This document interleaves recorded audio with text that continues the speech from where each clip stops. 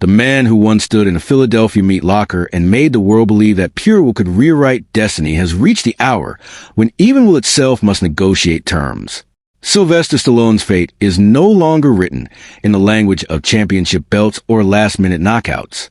It has settled into quieter, heavier sentences spoken by joints that remember every real punch he absorbed, by a heart that has already buried a son, and by a body that finally refuses to pretend it is still 28.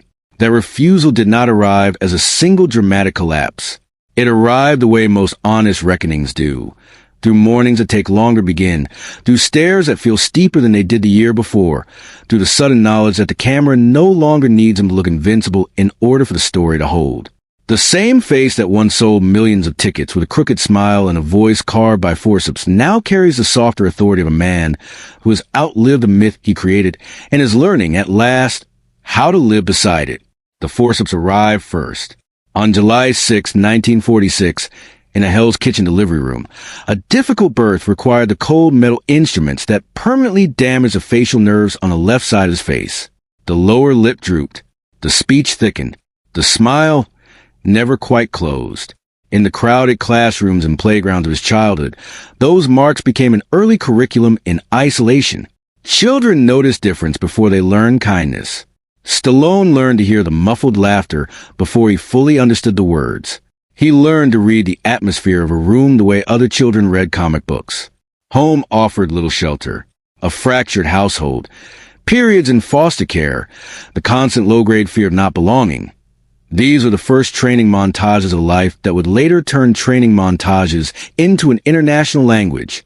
He did not speak of those years as trauma in the modern sense. He spoke of them the way a fighter speaks of road work, necessary, unglamorous, formative. The boy who could not pronounce every word clearly began lifting whatever heavy objects he could find in basement rooms that smelled of rust and damp concrete. The physical resistance of iron offered a cleaner conversation than the social world. Every repetition was a private argument against the idea that he was unfinished or broken. By the time he reached adolescence, the outer armor was already under construction, even if the interior remained a quiet, watchful place. Hollywood in the early 1970s had little use for an unknown with a paralyzed lip and a heavy gait. He took the small, rough roles that paid rent for another week. He slept in cold apartments. He listened to the clatter of an old typewriter and poured into the pages the only story he fully owned. A small-time club fighter from the neighborhood who asked for nothing more than one clean shot at proving he was not already finished. The producers loved the screenplay. They did not love the idea of the man who wrote it standing in front of the camera. Offers climbed. Some accounts placed the final numbers near $300,000, money that would have erased the immediate hunger of a man who had already known too much of it. Stallone refused. He understood, with a clarity that still feels almost reckless, that selling the script without the part would mean selling the only chance he had to speak in his own voice. The studio eventually yielded. Rocky was made on a modest budget and a compressed schedule. What audiences saw was not merely a boxing story. They saw a man who had been told repeatedly that he did not belong, insisting that belonging was something he would create for himself. The success that followed was volcanic. Rocky became a cultural landmark. The sequels and the Rambo films turned Stallone into one of the defining physical icons of the 1980s. The public received a symbol of endurance. What the public did not see was a ledger of physical debt being written in real time. Preparing for Rocky III, he drove his body fat to levels so extreme that ordinary rest became almost impossible. During the filming of Rocky IV, he asked Dolph Lundgren to throw real punches, so the camera would capture something unfiltered. One of those punches landed with enough force that Stallone's heart began to swell. His blood pressure reportedly climbed into ranges that required emergency transport and days in intensive care. Later, on the set of The Expendables, a fight sequence with Steve Austin left him with a neck injury that required a metal plate and spinal work. He has spoken of multiple back surgeries, of recoveries measured in months rather than weeks, of mornings when the body simply refused the old commands. The legend of the man who never stayed down was purchased with cartilage, discs, and the slow accumulation of scar tissue that no editing room could erase. Fame of that magnitude creates a particular loneliness. Millions know the face. Almost no one sits across the dinner table from a man who must still live inside it. Jennifer Flavin became that person. Their marriage, like most long unions conducted under the pressure of public scrutiny, carried its storms. In 2022, after 25 years, she filed for divorce. The separation was real. The reconciliation that followed was quieter and more deliberate than any Hollywood ending.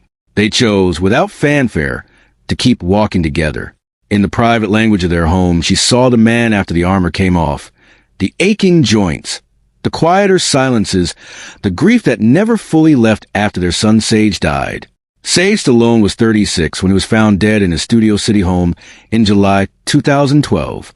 The Los Angeles County coroner determined the cause was coronary artery disease resulting from atherosclerosis. It was a natural death. That clinical fact did nothing to soften the private devastation. Stallone had spent decades portraying men who could protect the people they loved through sheer force of will. In that moment, there was no stunt double, no second take, no championship round that could reverse the outcome. He buried his eldest son and returned to work with composure that the public largely mistook for stoicism. Behind it lived the ordinary, unbearable knowledge that some losses simply remain. They do not resolve. They become part of the architecture of the days that follow. The industry itself shifted. The muscular action hero of the 1980s gave way to younger faces and different narrative appetites. Some of Stallone's later projects underperformed. He discovered, as many creators do, that ownership of the characters he had helped make iconic was more limited than the public assumed. The downturns were real. So were the returns. Tulsa King allowed him to work with the weight of age rather than against it. The physical power that once defined him became secondary to the quieter authority of experience. He no longer needed to prove he could still run up the museum steps at full speed. He only needed to show that the man who once ran them was still capable of presence, of craft, of a different kind of honesty. In recent years, the body has grown more insistent. Public appearances have occasionally required a cane after back surgery. Gym videos still appear, but the captions acknowledge what the earlier decades never admitted aloud. Every year it gets harder. The sanctuary of the weight room remains, yet the conversation inside it has changed. The goal is no longer the extreme conditioning that once dropped body fat into the low single digits. The goal is simply to keep moving, to preserve function, to arrive at each new day with enough strength to meet it. The autobiography long discussed under the working title The Steps has been spoken of as a final accounting of a life lived at full volume. Whether or not every page reaches print, the larger accounting is already underway in the quieter rooms of his home. What remains is not defeat. It is the rarer and more difficult victory of a man who has stopped demanding that his body perform the miracles the public once required of it. The championship belt rests. The gloves are no longer necessary for every conversation with the self. In their place is something less cinematic and more human. The capacity to sit still, to feel the old injuries without turning them into performance, to accept that the greatest fight of his life was never against another man in a ring or on a jungle trail. It was a long, unfinished negotiation with his own limits, and a decision, finally, to stop treating those limits as enemies. He still trains. He still writes. He still appears when the work calls for the particular gravity only he can bring. But the urgency has softened into something closer to stewardship. The fortune accumulated over decades now buys time rather than more proof. The family that remained becomes a measure that matters more than any opening weekend. The face in the mirror, scarred, softened, still unmistakably his, no longer needs to apologize for the years it has lived. A legend does not end with final explosion, or a last triumphant rise from the canvas. It ends, if it ends at all, in the ordinary courage of continuing to wake up, of continuing to move through rooms that no longer require an audience, of allowing the body that gave everything to rest without shame. Sylvester Stallone's fate was never sealed by any single injury or loss. It was sealed by the cumulative honesty of a life that refused to quit long after quitting would have been understandable. The heartbreaking goodbye is not to the man himself. It is the illusion that he was ever anything other than human, scarred, determined, capable of both extraordinary endurance and ordinary grief.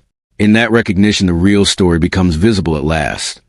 Not the myth of the man who never fell, but the quieter truth of the man who kept standing long after the crowd had gone home, and who is now learning, with the same stubborn grace that once made him famous, how to sit down.